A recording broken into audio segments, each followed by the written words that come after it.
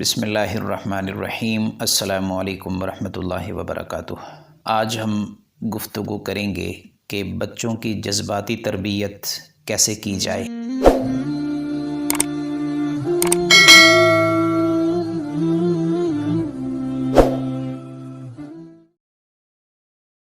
Emotional development, جذباتی تربیت۔ Parenting یعنی بچوں کی تربیت اور تربیت کے طور طریقے ہمارے ہاں عام طور پر اپنے والدین کے طریقۂ تربیت سے یا خاندان کے بڑوں کے انداز تربیت سے سیکھے جاتے ہیں اور اپنائے جاتے ہیں، جو عام طور پر روایتی انداز کے ہوتے ہیں۔ پیرنٹنگ کے روایتی انداز میں کچھ لوگوں کا انداز درست بھی ہو سکتا ہے، لیکن اکثریت کے انداز میں بنیادی خامیاں ہوتی ہیں، کیونکہ یہ انداز علم و شعور پر مبنی نہیں ہوتا بلکہ عام طور پر روایتی انداز ہوتا ہے۔ علم و دانش، جدید سائنس اور ٹیکنالوجی کے اس دور میں جس طرح سے دنیا میں ہر چیز نے ترقی کر لی ہے، اسی طرح سے پیرنٹنگ اور تربیت اولاد پر بھی دنیا میں نفسیاتی بنیادوں پر بہت زیادہ کام ہوا ہے۔ ہماری خوش قسمتی یہ ہے کہ ہمارے پاس قرآن و سنت کی تعلیمات اور رسول اللہ صلی اللہ علیہ وسلم کا اسوہ حسنہ بھی موجود ہے، جس میں بچوں کی تربیت کے حوالے سے بہترین اور مؤثر ترین ہدایات موجود ہیں۔ ہمیں ان دونوں کو سامنے رکھ کر اپنی اولاد کی پرورش اور تربیت کے لیے اصول وضع کرنے چاہیے۔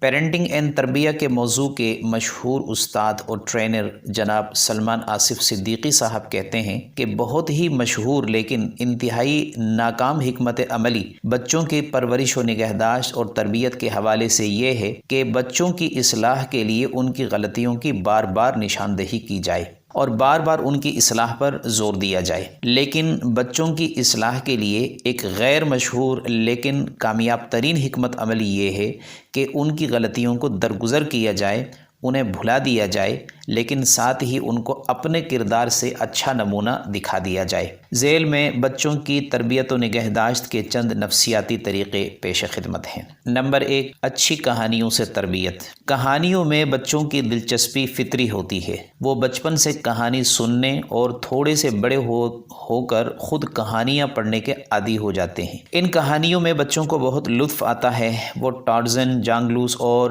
بھوت پریت کی کہانیاں بڑے مزے سے سنتے ہیں۔ اب جب کہانی سننا ان کی فطرت کا حصہ ہے تو اس فطری کام کو تھوڑا سا مقصدیت کی طرف مائل کیا جائے، ان کو بھوت پریت کی بجائے اچھی بامقصد کہانیاں سنائی جائیں، قصص القرآن اور قصص الانبیاء میں سے سچے واقعات سنائے جائیں۔ اگر بھوت پریت کی کہانی بھی کبھی کبھار سنانی پڑے تو اسے اچھا نتیجہ نکال کر بچوں کو بتائیں کہ جس سے بچوں کے پاس کوئی نہ کوئی مہارت آ جائے۔ اس طرح کی کہانیوں سے بچوں کی اچھی تربیت کا سامان کیا جا سکتا ہے۔ آج کی ریسرچ بتاتی ہے کہ بچوں کی اچھی تربیت ذہنی اور اخلاقی نشوونما کے لیے ان کو بار بار کہنے کے بجائے انہیں اچھی کہانیاں سنا کر ان سے سبق اخذ کروانا زیادہ مؤثر طریقہ ہے۔ رہی یہ بات کہ یہ کس طرح سے ممکن ہو سکتا ہے، تو اس حوالے سے گزارش ہے کہ آج کل یہ بہت ہی آسان ہے۔ بچوں کے لیے ہر طرح کی کہانیوں کی کتابیں مارکیٹ میں دستیاب ہیں۔ ان میں بچوں کے لیے قصص القرآن، قصص الانبیاء،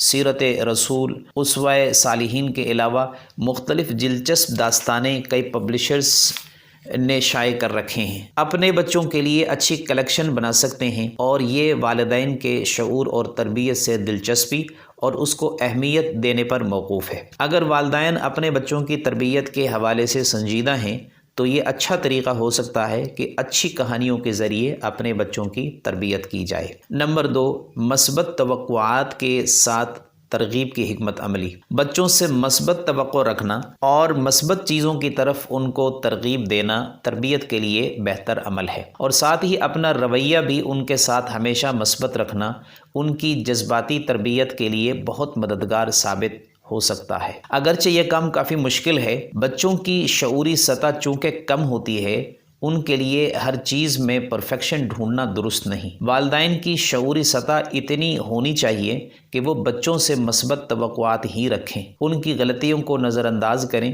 کیونکہ وہ جو کچھ بھی کر رہے ہوتے ہیں شعوری سطح سے نہیں کرتے بلکہ حالات اور مجبوری کی وجہ سے ایسا کر رہے ہوتے ہیں۔ بچے کے گریڈ اچھے آ رہے ہیں یا نہیں، ان کی تعلیمی کیفیت کیا ہے، ان کے مختلف مضامین میں نمبر کم آ رہے ہیں یا زیادہ، ان تمام باتوں سے قطع نظر والدین کو اپنے بچوں پر اعتماد کرنا چاہیے اور ان سے مثبت توقعات ہی رکھنی چاہیے۔ نمبر 3، بچوں کو توجہ سے سننا۔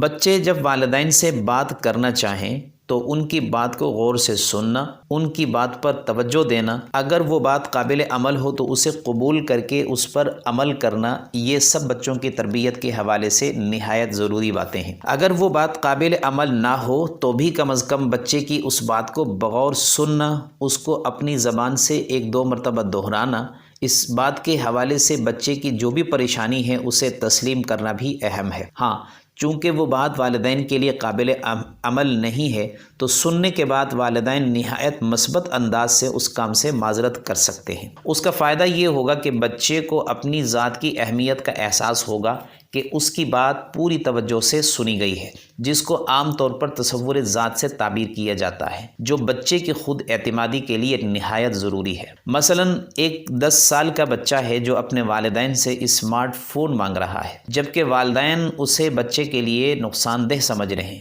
اور دلانا نہیں چاہتے۔ اب جب بچہ اس موضوع پر بات کرنا شروع کرے تو والدین فوراً اس کی بات نہ کاٹیں اور نہ ہی فوراً ڈانٹ پلا دیں کہ نہیں، اس موضوع پر بالکل بات نہیں سنی جائے گی، بلکہ مناسب طریقہ یہ ہے کہ والدین بچے کی بات پوری توجہ سے سنیں، اس کی چاہت اور ڈیمانڈ کو ایک مرتبہ اپنے لفظوں میں بھی دہرا دیں کہ اچھا آپ کو اسمارٹ فون چاہیے، اچھا آپ یہ چاہتے ہیں۔ یہ جملہ دہرا کر بچے کو توجہ دینے کا احساس دلانے کے بعد مثبت طریقے سے معذرت کریں اور صاف لفظوں میں کہہ دیں کہ بیٹا بات یہ ہے کہ چونکہ یہ تمہارے لیے نقصان دہ ہے اس لیے ہم ابھی نہیں دلائیں گے، اس کے لیے آپ کو بڑے ہونے کا انتظار کرنا پڑے گا، اور ساتھ ہی پیار سے اس کے نقصان دہ ہونے پر بھی اس سے بات کریں اور قائل کرنے کی کوشش کریں۔ یہ ایک مثال دی گئی ہے، ورنہ گھر میں بے شمار ایسے واقعات ہوتے ہیں جن میں والدین کو انکار کے ساتھ بچوں کو سمجھانا پڑتا ہے۔ نمبر 4، بچوں سے کھل کر گفتگو کریں۔ گفتگو اور مکالمہ بہت سارے مسائل کا حل ہے۔ والدین اور بچے ایک چھت کے نیچے زندگی گزار رہے ہوتے ہیں۔ دن کے 24 گھنٹے اور عمر کے ایام میں کئی نشیب و فراز آتے ہیں۔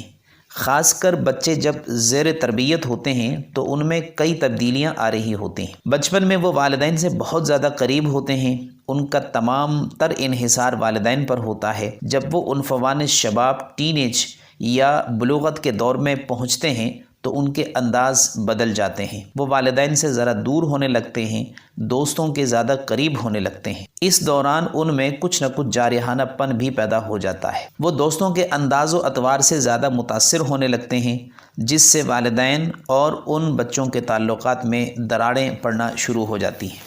یاد رکھیے، ان تمام مراحل میں تربیت کے حوالے سے جو چیز مؤثر ترین ہے وہ مکالمہ ہے۔ اگر ان مراحل میں کہیں بچوں سے کوئی فروگزاشت ہو جاتی ہے یا والدین اپنے بچے کی تربیت کے حوالے سے زیادہ فکر مند ہیں تو اس فکر کو آگے بڑھانے کا مؤثر ترین ذریعہ مکالمہ اور بات چیت ہے۔ اپنے بچوں سے خوب بات چیت کیجیے، گفتگو کیجیے، مکالمہ کیجیے اور گھر میں بات چیت کے ماحول کو فروغ دیجیے۔ یہ بات چیت اس طرح سے ہو کہ یک طرفہ لیکچر نہ ہو بلکہ دونوں طرف سے گفت و شنید ہو۔ بچے کی بات کو بھی سنیے، اپنی بھی سنائیے، عام سی گفتگو کیجیے اور کام کی بات بھی کیجیے۔ یہ بات چیت یا مکالمہ آپ اپنے بچوں سے زبانی طور پر لکھ کر، ٹائپنگ کے ذریعے یا ڈرائنگ کے ذریعے کسی بھی طرح سے جاری رکھ سکتے ہیں۔ اگر مکالمہ کے میڈیم میں تنوع ہو تو بات چیت میں زیادہ تاثیر بھی ہو سکتی ہے۔